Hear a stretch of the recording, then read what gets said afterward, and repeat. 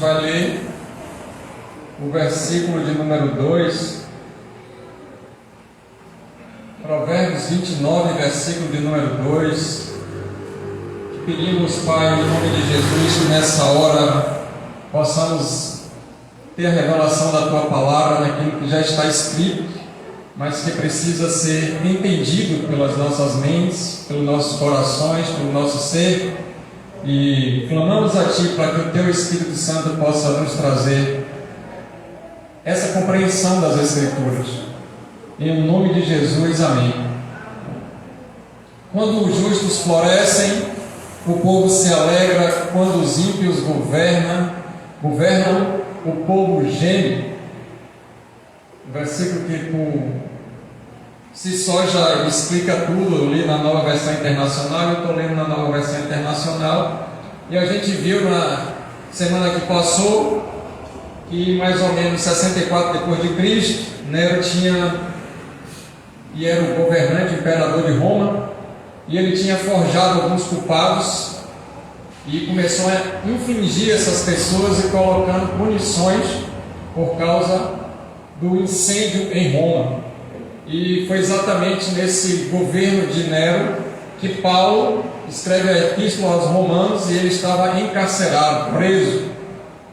E era de se esperar que Paulo encorajasse então os cristãos a se erguerem contra o governo opressivo naquela época, mas na realidade Paulo traz uma contradição naquilo que o povo estava realmente na expectativa, e a gente viu que estava escrito no capítulo de número 13, do versículo de 1 a 7, a gente só vai ler para não passar desapercebido e a gente se lembrar e contextualizar toda a situação, que diz que todos devem sujeitar-se às autoridades governamentais, pois não há autoridade que não venha de Deus.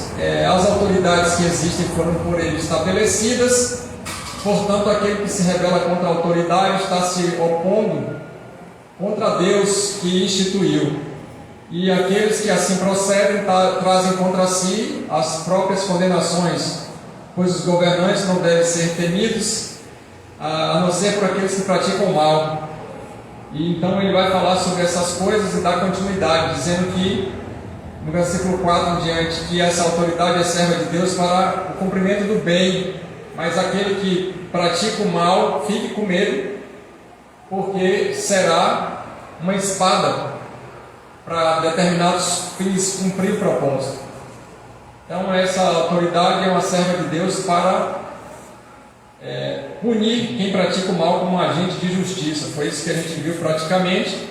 E aí logo em seguida a gente percebe que no contexto, Pedro também escreve em 1 Pedro no capítulo número 2, está lá no versículos 13 a 17, que ele fala que é por causa do Senhor que nós devemos nos sujeitar às autoridades constituídas entre os seres humanos, seja reis, seja qualquer autoridade suprema, seja governantes, como por ele enviados para punir os que praticam mal e honrar os que praticam bem. Essa é a vontade de Deus. Então, se a gente pratica o bem, que a gente continue praticando o bem, porque isso vai calar os tolos.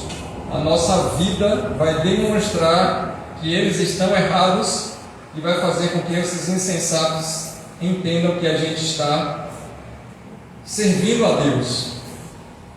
Esse foi o contexto que a gente trouxe na semana passada, com algumas explicações, e o próprio Paulo e Pedro, então, eles vão falar sobre essa necessidade da submissão dos cristãos para aqueles que estão na liderança em governo, não importando se essa liderança é não agradável para nós.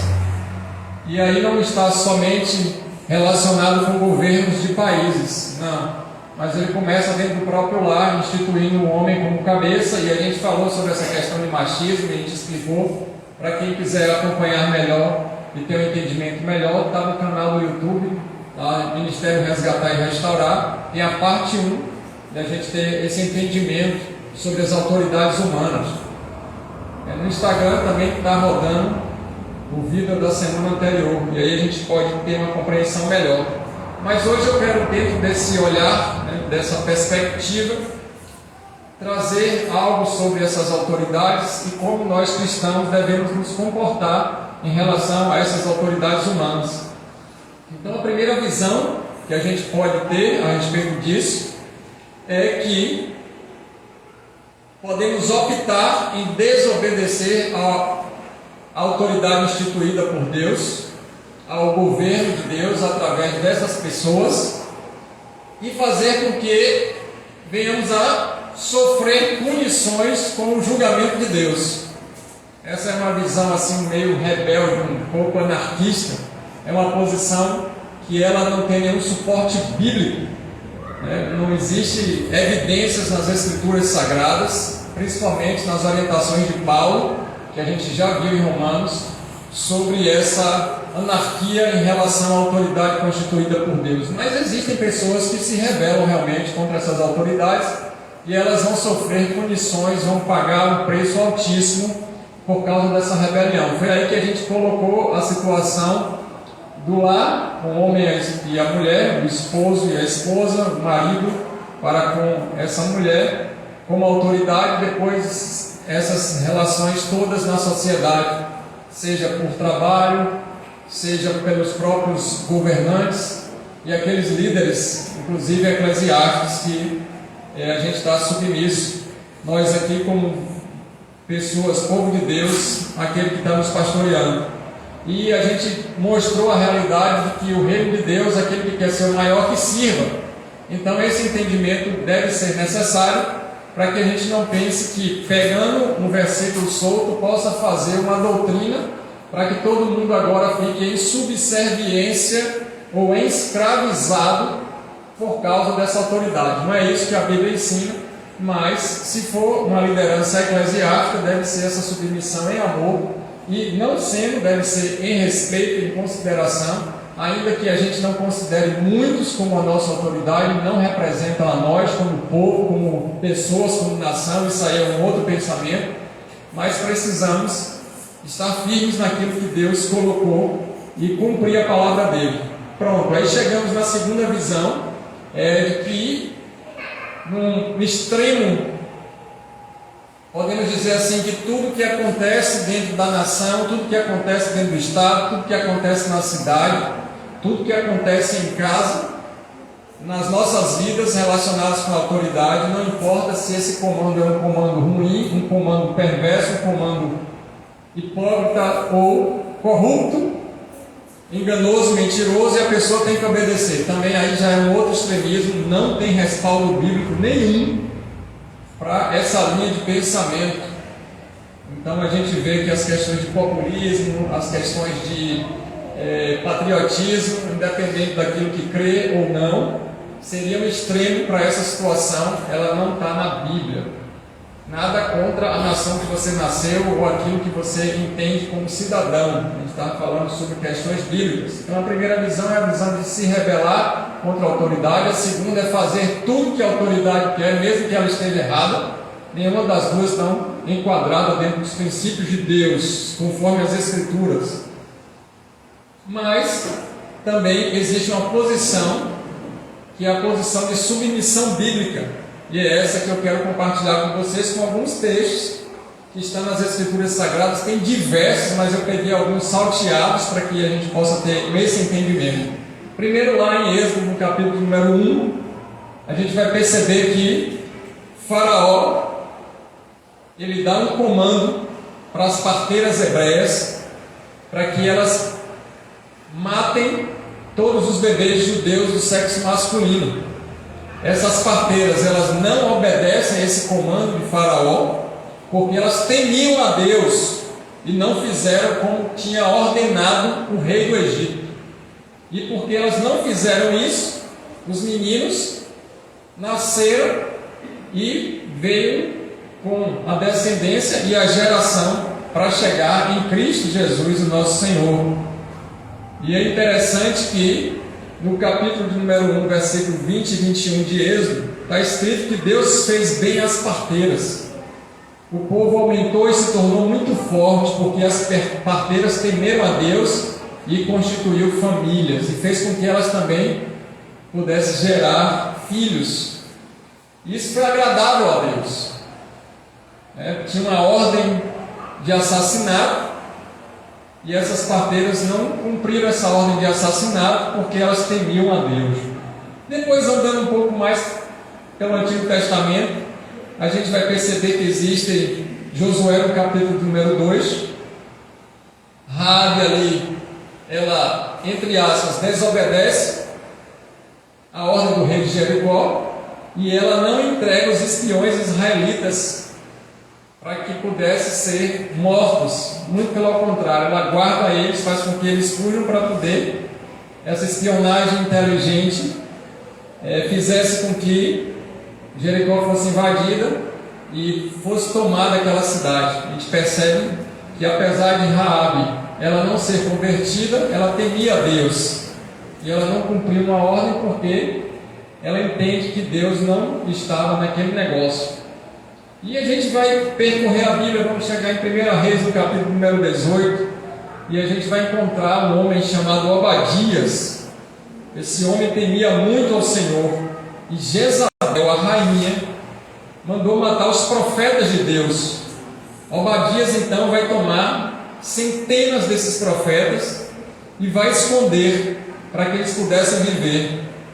É claro que era um desafio e uma dificuldade extrema para ele guardar mais de 100 homens, mais de 100 profetas, quando estava tendo uma perseguição do reinado de Jezabel para destruir todos aqueles que eram homens de Deus, que serviam a Deus.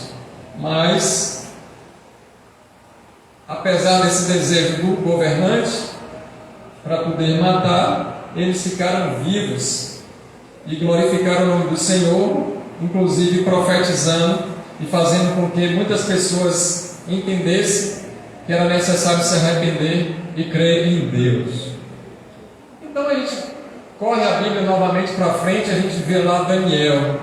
Daniel tem duas passagens aí interessantes que eu quero compartilhar com você também. Primeiro a gente encontra ali no capítulo número 3, Ananias, Misael e Azarias, que as pessoas conhecem com o nome de Sadraque, Mesaque e Abednego, que era o nome que foi instituído na Babilônia. Nabucodonosor muda o nome deles para que eles pudessem estar com os nomes que eram nomes pagãos.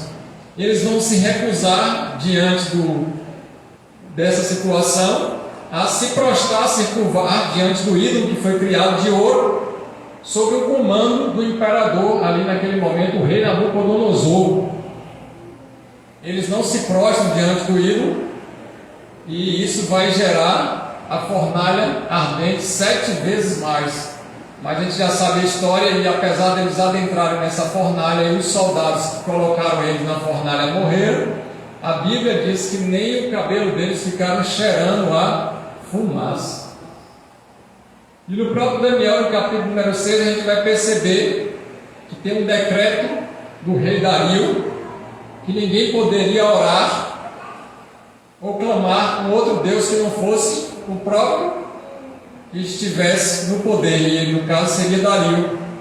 E certamente Daniel não obedece esse comando, e ele faz com que isso crie uma revolta, e ele é lançado ali na cova dos leões, mas ele não morre. Era pena de morte para quem desobedecesse. Ele preferiu ir para a pena de morte do que negar o Deus que ele cria. E a gente já sabe que os leões ficaram com a boca fechada, e foi reconhecido que existia um Deus de Daniel. Louvado seja o nome do Senhor por isso. Aí a gente dá uma percorrida mais rápida e abre o livro de Atos. Quando a gente abre Atos no capítulo número 4, a gente vai perceber que Pedro e João estavam presos. E agora eles estavam presos por quê? Porque furtaram, porque roubaram, porque fizeram manifestações? Não, porque estavam pregando sobre Jesus Cristo, orando pelos enfermos, curando as pessoas doentes, pregando sobre Jesus. Foram presos. E aí, o auge desse acontecimento está no versículo número 19 e 20 de Atos 4, que diz lá: Pedro, julgai se é justo diante de Deus ouvir-vos antes vós outros do que a Deus, pois nós não podemos deixar de falar das coisas que vimos e ouvimos. Então vocês julguem se vocês acham que é correto, mas a gente não vai deixar de anunciar a Cristo como Senhor e Salvador de toda a humanidade. E aí mais tarde, no capítulo número 5 de Atos, a gente percebe que esses governantes eles foram confrontados por esses apóstolos novamente, para que eles pudessem obedecer os mandamentos do Senhor e se arrepender, e não ensinar, não falar mais sobre Jesus, porque eles estavam proibidos de falar sobre Jesus. Então a cidade agora tinha os fariseus e os saduceus, os religiosos, que Jesus chama de hipócritas, e eles estavam aliados com aquela posição governamental e não queriam que pregasse sobre Jesus, sobre arrependimento, sobre céu, sobre inferno, e que eles não fizessem mais nenhum ato de cura, para que as pessoas não viessem a se converter, obedecendo assim os mandamentos, as escrituras sagradas. E aí o versículo de número 29 do capítulo número 5 de Atos traz um texto muito lindo, que Pedro responde quando isso acontece. Antes importa obedecer a Deus do que aos homens. Mais importa obedecer a Deus do que o ser humano. Amém? O interessante é que quando a gente começa a cruzar essas informações, a gente vê que a Bíblia ela vai estar repleta desses acontecimentos e mostrando que a nossa linha de pensamento é obedecer o que está nas Escrituras Sagradas. Porém, não se deve se rebelar contra o governo instalado e permitido por Deus, mas sim orar por essas autoridades e, se necessário for, se submeter a elas, se elas estiverem de acordo com os princípios e valores bíblicos. Amém? E lá em Apocalipse vai encerrar, onde o anticristo ordena a todos aqueles que estão vivos na ocasião, estão vivos durante esse tempo, para adorar uma imagem, é a imagem de si mesmo, é a personificação de Satanás para reinar na terra através da besta do falso profeta. Então o anticristo está instituído e ele baixa um decreto, uma norma, para que todos aqueles, dentre muitas normas que irão acontecer, que é necessário uma adoração ao maligno, adorar a própria imagem do anticristo. Aí o apóstolo João, ele declara para aqueles que são cristãos na época, e ele manda uma mensagem para a igreja durante toda a época que ela estiver constituída, até chegar esse auge do anticristo, que é para não obedecer essa ordem do anticristo e para não fazer com que prevaleça esse comando. Então todos que estiverem nessa época devem se recusar a adorar o ídolo ou adorar ao anticristo. Então muitos vão receber a marca da besta por comodismo, por necessidade, por não temer a Deus, por não respeitar as Escrituras Sagradas, por medo, porque não está convertido, e uma série de variáveis. Mas aqueles que são um povo remido do Senhor, que foram escolhidos antes mesmo da fundação do mundo, os remanescentes do Senhor já saíram, estão na eternidade, e aqueles que vão estar naquele momento difícil de grande tribulação, eles precisam rejeitar a adoração ao anticristo. Isso está escrito em Apocalipse capítulo número 13, versículo de número 15. Assim como os companheiros de Daniel violaram o decreto de Nabucodonosor também lá em Apocalipse, para se voltar contra esse decreto do anticristo. Entendo que tudo isso está dentro de um contexto explicado por Paulo contra a anarquia, contra a rebelião às autoridades e contra manifestos que venham a exigir direitos e vontade do cristão. Então a gente vai concluir o que em cima de todo esse processo? A primeira conclusão que a gente pode chegar é que os cristãos eles devem trabalhar de forma não violenta. Fale comigo, não violenta.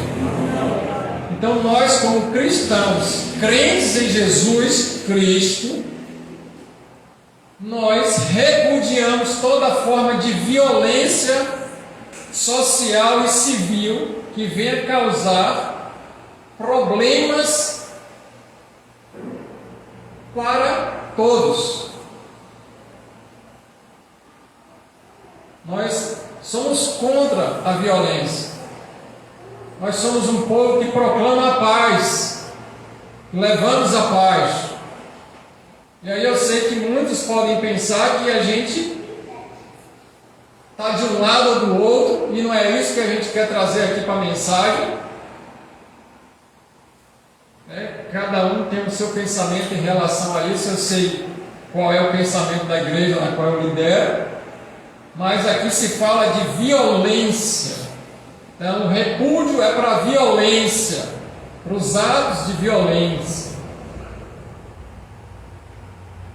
E a gente precisa então trabalhar dentro da lei que está na terra, se é que a gente ainda tem lei, porque tem países que já não tem nem mais leis, não se cumprem nem mais essas leis.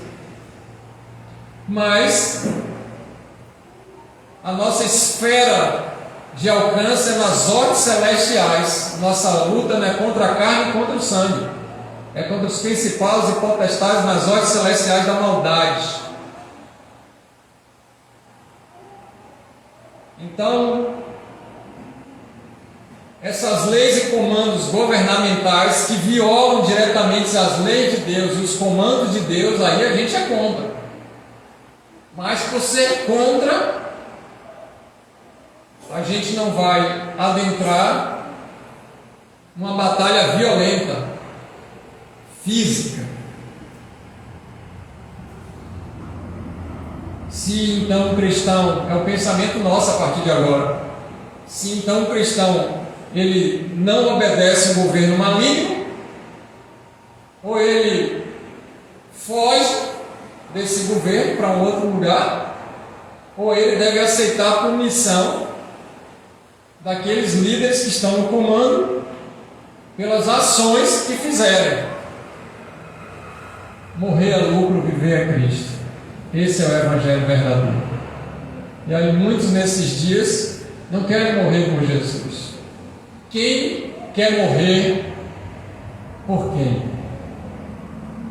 Então os direitos e as brigas e os conflitos, as guerras, surgem por causa das ambições desenfreadas, as ganâncias, o egoísmo. Por se multiplicar o pecado, o amor de muito se esfriou. Quando ele fala o amor de muito, eu estava conversando com minha esposa hoje, na parte da tarde, ele não fala que é o amor de quem não conhece a Deus, de quem não tem intimidade com Cristo apenas, mas o amor daqueles que servem a Deus mesmo, está com um amor diferente, já não é aquele amor avivado, aquele amor de sofrer o dano, não é o amor mais de 1 Coríntios capítulo número 13, para a grande maioria. A gente tem uma pseudo-igreja, com pseudos cristãos, com pseudos evangélicos, com um povo que não é verdadeiro a conversão, que não aprendeu as Escrituras como deveriam. Então vai sofrer algumas penalidades, que se queixa o ser humano dos seus próprios pecados. E essa revelação que Deus traz para a gente é para enfrentar esses dias que vêm na frente. E eu creio que se a gente estiver cheio da palavra de Deus, a gente consegue enfrentar dias difíceis e maus, porque o Senhor é um Deus provedor e é um Deus que nos faz ter paz em meio à guerra. Jesus falou: eis que vos dou a paz, não a paz que o mundo promete, mas a paz que eu vos dou. E aí a gente não tem medo daquele que pode tirar a nossa vida, mas aquele que pode nos lançar no fogo do inferno e retirar a nossa vida espiritual. É permitido então aos cristãos, sim, trabalhar para que se tenha novos líderes, inclusive líderes governamentais. A gente vai orar e a gente vai trabalhar para que se tenha uma liderança melhor nas igrejas, nas prefeituras, nos governos, nos ministérios, nos departamentos, em todos os segmentos sociais. A gente vai trabalhar em prol disso, e nós podemos ser exemplos disso. E também a gente vai trabalhar para que dentro da própria lei a glória de Deus seja estabelecida. E Deus, Ele opera durante o tempo e nas épocas para que o nome dele seja glorificado e não blasfemado, não mal falado. A gente tem um testemunho. Por isso que em 1 Timóteo, no capítulo número 2, versículo 1 e 2, eu quero que você abra a sua Bíblia para a gente poder estar lendo. 1 Timóteo, capítulo de número 2, versículo 1 e 2. A gente vai encontrar aí que os cristãos são ordenados a orar pelos seus líderes e para que Deus venha intervir no tempo dele. Foi falado aqui no louvor sobre o tempo de Deus. Esse tempo é perfeito.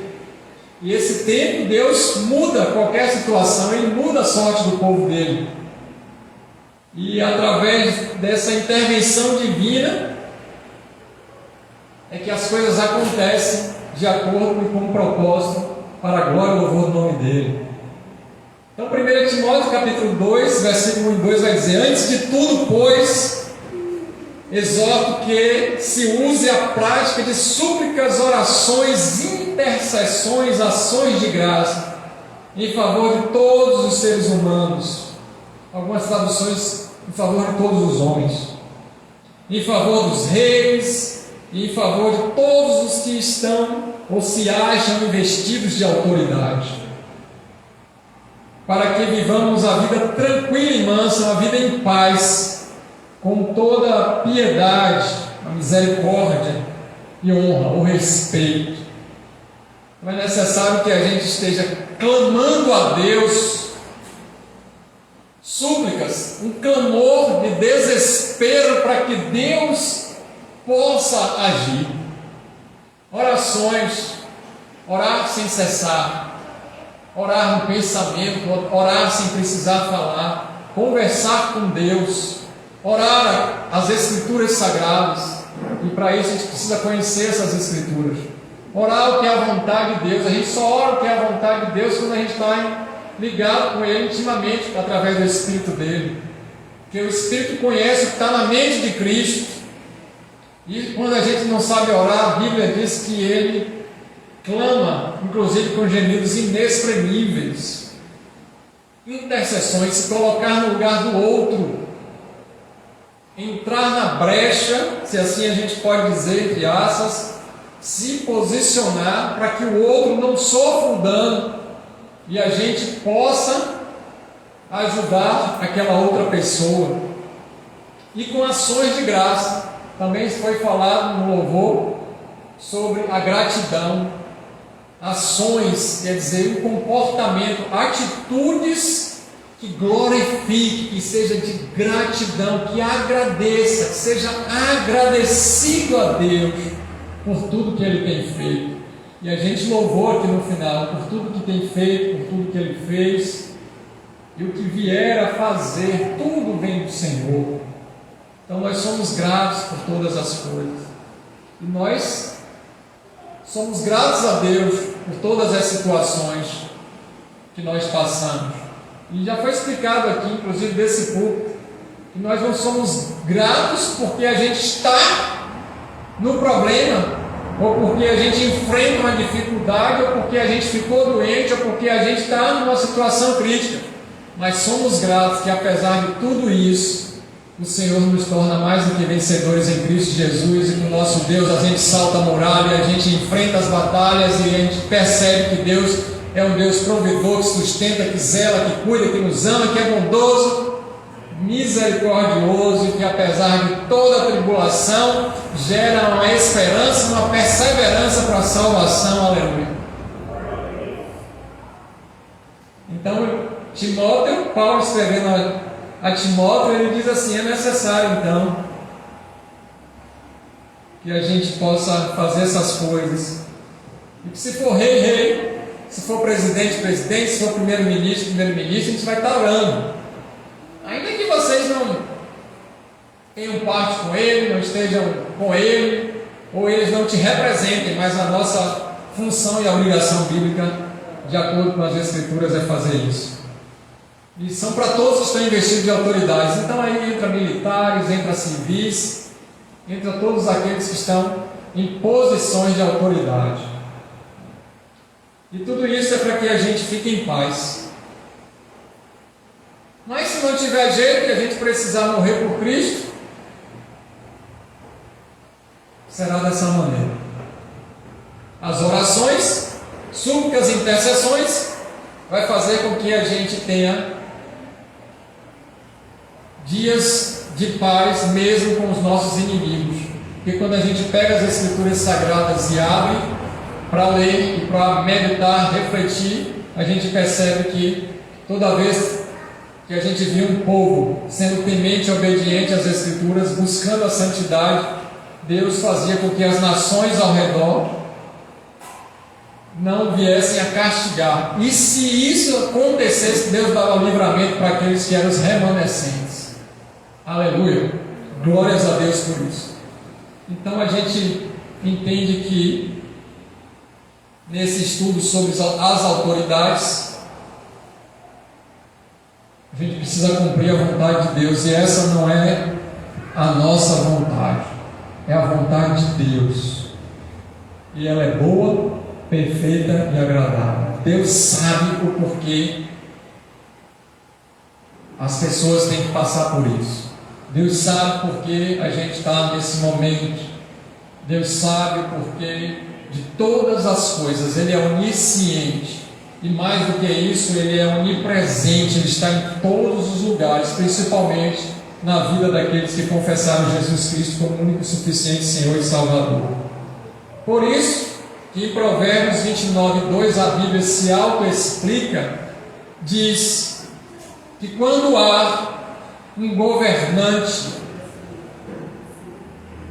justo, correto, íntegro, não corrupto, que busca honestidade, uma pessoa conforme é a vontade de Deus para o ser humano, e ele não diz que precisa estar convertido, para que a gente não atrapalhe achando que tudo tem que ser para aquele que é cristão evangélico, nada para o outro que não tem a mesma fé que a gente.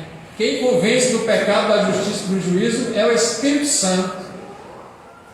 Então, quando um justo governa, não quer dizer que esse justo vai ser salvo, mas quer dizer que Deus está operando através dessa autoridade. O povo se alegra, o povo fica feliz, as coisas dão certo, é próspero, tem saúde, a bênção do Senhor alcança. Mas quando os perversos, iníquos, os ímpios, os incrédulos e não tementes ao único e verdadeiro Deus, o Senhor, estão exercendo o poder, estão no cargo, seja por conquista, ou seja por usurpação, não interessa.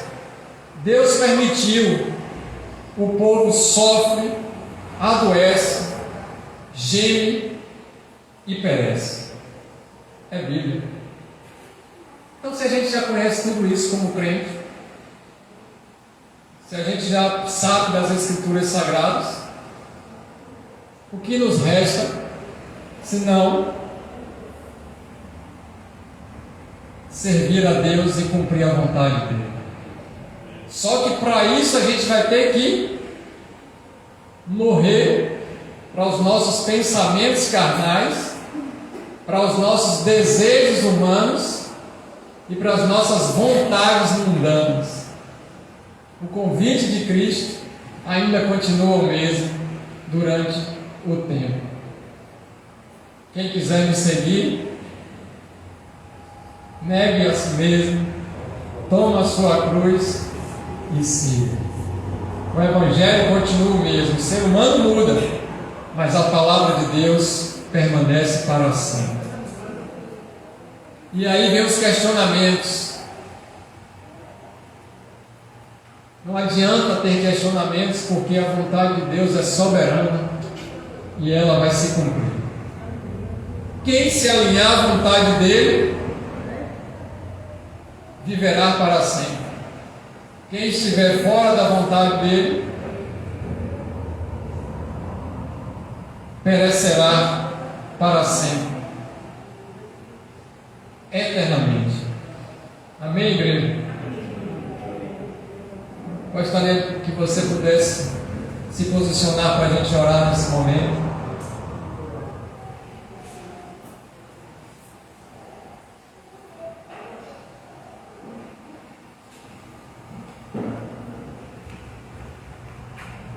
Você entendeu?